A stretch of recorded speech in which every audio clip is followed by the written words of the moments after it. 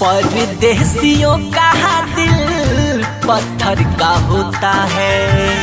परदेसियों का दिल पत्थर का होता है। तोड़ कर चला जाता है, तोड़ कर चला जाता है, तोड़ कर चला जाता है, रोने वाला रोता है। परदेसियों का दिल पत्थर का होता है। परदेसियों का दिल पत्थर का होता है।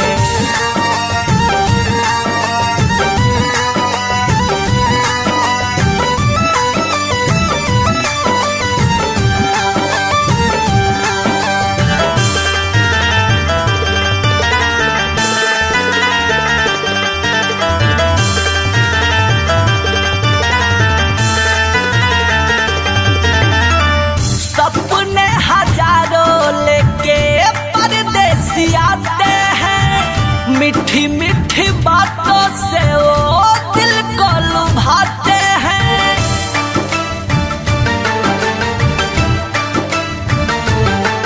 हाँ, सपने हजारों लेके परदेसी आते हैं। मीठी मीठी बातों से वो दिल को लुभाते हैं। करते हैं लाखों वादे, सब तोड़ जाते हैं। उनको पता क्या यारो, उनको पता क्या यारो, इश्क कैसा होता है। परदेसियों का दिल पत्थर का होता है। परदेसियों का दिल पत्थर का होता है।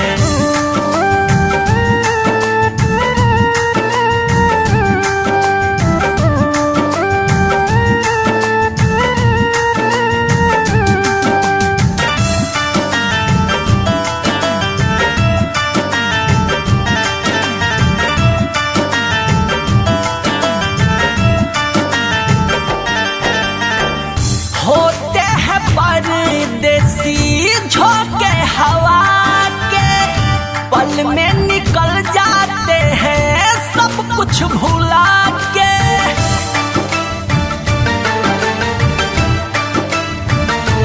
हाँ, होते हैं परदेसी झोंके हवा के, पल में निकल जाते हैं सब कुछ भुला के।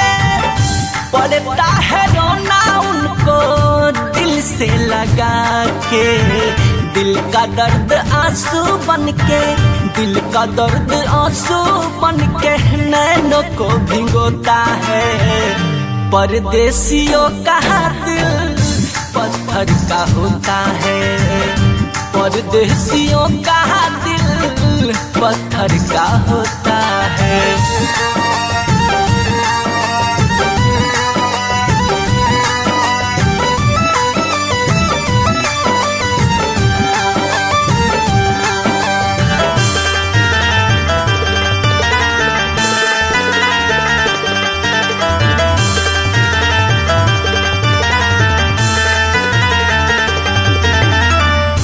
दीपक का तुमसे यारो इतना है कहना, परदेसियों से अक्सर तुम दूर रहना।